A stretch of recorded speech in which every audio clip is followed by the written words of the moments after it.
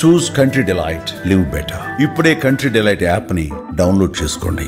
పెళ్లికి ఇటు 7 తరాలు అటు 7 తరాల కుటుంబ వివరాలు తెలుసుకోవాలి అని మన పెద్దలు చెప్పేవారు. కానీ ఇప్పుడు ఎవరు పట్టించుకుంటున్నారు? అందంగా ఉందా? మంచి ఉద్యోగం చేస్తుందా? పెళ్లి కాగానే అపార్ట్మెంట్లో కాపురం పెట్టామా లేదా? ఇంతే ఇప్పటి తరం ఆలోచనలు.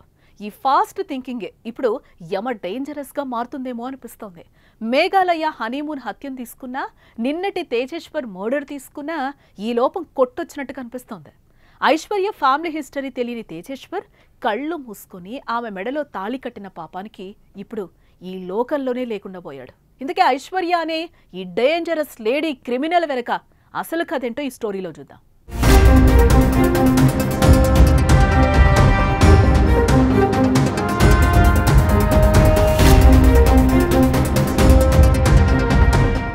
వేదమంత్రాల సాక్షిగా మూడుముళ్ల బంధంతో ఒకటైన జంటను పెద్దలు నిండు నూరేళ్లు కలిసుండాలని దీవిస్తారు. వివాహం అనేది సమాజంలో ఒక ముఖ్యమైన వ్యవస్థ. కానీ ఈ మధ్య కాలంలో పెళ్లైన నెలలోనే మనస్పర్ధల కారణంగా విడిపోతున్నారు. దారుణం ఏంటంటే పెళ్లైనా కూడా మాజీ ప్రియుడితో ఎఫైర్స్ నడిపిస్తూ కట్టుకున్న భర్తలను దారుణంగా చంపేస్తున్నారు. సోను, ఐశ్వర్య, అనిత, రీనా, సింధు, ముస్కాన్ వీళ్ళంతా కట్టుకున్న భర్త కన్నా ఉంచుకున్న ప్రియుడే గొప్ప అనుకున్నారు. ఇలాంటి ఆడవాళ్లు మన సమాజంలో మన మధ్యనే ఉన్నారా అన్న భయం కలుగుతోంది. పెళ్లి చేసుకుని కొన్ని రోజులకే భర్తలను చంపేస్తున్నారు. 1 కాదు 2 కాదు, వరుసగా జరుగుతున్న ఈ ఘటనలు చూసి కుర్రాళ్లు పెళ్లంటే భయపడే పరిస్థితి నెలకొంది. మేఘాలయ హనీమూన్ ఘటన మరవక ముందే తెలంగాణలో జోగులాంబ గద్వాల జిల్లాలో ఇదే తరహా ఘటన జరిగింది.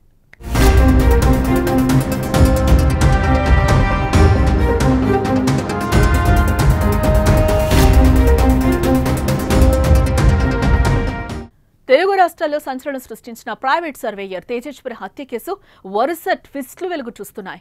పెళ్లైన నెల రోజులకే ప్రియుడు మోజులో పడి భార్య ఐశ్వర్య పథకం ప్రకారం తేజేశ్వర్ని హత్య చేయించింది. ఈ హత్యకు ఆమె ప్రియుడు బ్యాంక్ ఉద్యోగి తిరుమలరావుతో పాటు ఐశ్వర్య తల్లి సుజాత సహకరించినట్లు పోలీసులు అంటున్నారు. హత్యకు ముందు ఐశ్వర్యతో తిరుమలరావు మాట్లాడిన మాటలు ఇప్పుడు వైరల్ అవుతున్నాయి. మన మేఘాలయ హనీమూన్ కేసులో సోనమామ ప్రియుడు రాజ్ కుష్వాలా దొరికిపోద్దు. మనం వేసే స్కెచ్కి తెలుగు రాష్ట్రాల్లో పోలీసులకు పిచ్చెక్కిపోవాలి. చేతికి మట్టంటకుండా మర్డర్ చేయిస్తా అంటూ ఐశ్వర్యతో తిరుమలరావు చెప్పిన మాటలివి. పక్కా స్కెచ్ వేసి మర్డర్ ప్లాన్ చేశాడు. చిన్న మిస్టేక్తో దొరికిపోయాడు. జోగులాంబ గద్వాల జిల్లాకు చెందిన ప్రైవేటు సర్వేయర్ తేజేశ్వర్ పనిచేస్తున్నాడు. ఇటీవల ఓ సందర్భంలో ఐశ్వర్యను చూశాడు.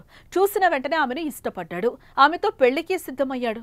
అయితే ఆ కుటుంబం గురించి ఎంక్వైరీ చేసిన తేజేశ్వర్ ఫ్రెండ్స్, సోదరుడు వద్దని చెప్పారు.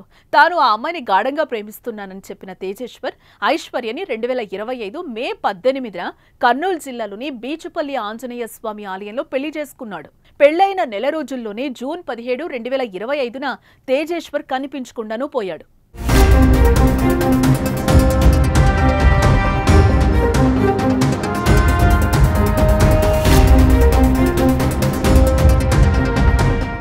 సర్వే కోసమని వెళ్లిన తేజేశ్వర్ 5 రోజులైనా తిరిగి రాకపోవడంతో అనుమానం వచ్చిన ఆయన సోదరుడు జూన్ 18న గద్వాల పోలీసులకు ఫిర్యాదు చేశాడు. పోలీసులు మిస్సింగ్ కేసు నమోదు దర్యాప్తు చేస్తున్నారు. జూన్ 21న నంద్యాల జిల్లా పాణ్యం సమీపంలోని గాలేరు నగరి కాల్వలో తేజేశ్వర్ మృతదేహం గుర్తించారు పోలీసులు. తేజేశ్వర్ కుటుంబ సభ్యులు ఐశ్వర్యపై అనుమానం వ్యక్తం చేయడంతో ఆ కోణంలో దర్యాప్తు చేశారు పోలీసులు. అక్రమ సంబంధానికి అడ్డొస్తున్నాడని పెళ్లైన 29 రోజులకే తేజేశ్వర్ను తిరుమలరావు, ఐశ్వర్య కలిసి సుపారీ గ్యాంగ్తో హత్య చేయించినట్లు పోలీసులు నిర్ధారించారు. సీసీటీవీ ఫుటేజ్, మొబైల్ సిగ్నల్స్, ఇతర సాంకేతిక ఆధారాలతో పోలీసులు నిందితులను పట్టుకున్నారు. హత్యానంతరం సుపారీ కిల్లర్స్ తేజేశ్వర్ ఫోటోని తిరుమలరావుకి చూపించగానే అమ్మయ్య చచ్చాడు అని డిసైడ్ అయ్యాడట.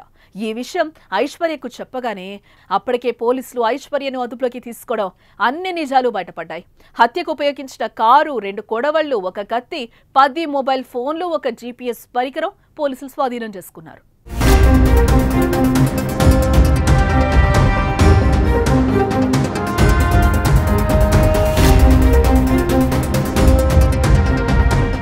తిరుమలరావు కర్నూలులోని ఒక బ్యాంకు మేనేజర్గా పనిచేస్తున్నారు. ఐశ్వర్య తల్లి సుజాత అదే బ్యాంకులో స్వీపర్గా పనిచేస్తోంది. ఈ క్రమంలోనే సుజాతతో అక్రమ సంబంధం ఏర్పరచుకున్నాడు తిరుమలరావు. అదే సమయంలో తేజేశ్వర్ ఐశ్వర్యను పెళ్లి చేసుకున్నాడు.